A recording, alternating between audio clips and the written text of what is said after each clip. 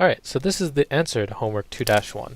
So if you remember, we just looked at our weatherdata.csv file, saw that it had a header line. So when we type mongo import, we want to pass --type csv --header line.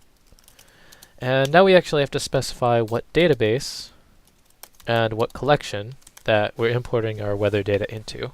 Now here we specify the file, we run this command, connect to the localhost, and we imported almost 3,000 objects from this weather data CSV file. So now if we enter the Mongo shell and use the weather database, and we type db.data.find1, because that's the collection we actually put this in, we can see we have our weather document. So this is part 1, so we've successfully imported our data. So now let's talk about part 2. So that's the analysis portion. So the assignment was to figure out the state that had the lowest temperature recorded when the wind direction was coming from the west, meaning that the wind direction was between 180 and 360. So let's talk that through.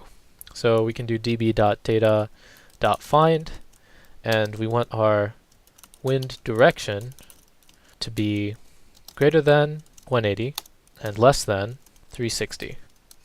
And then we want to sort on temperature. And we want to sort increasing so that the document we get back is going to be the lowest temperature. And let's limit that to 1 for simplicity, and let's pretty print it. Alright, so this is our document. It's New Mexico, and we have a wind direction of 260 that's coming from the west between 180 and 360, and we have a temperature of 0. So this is the lowest recorded temperature for that month when the wind was coming from the west. So that's the answer to homework 2-1.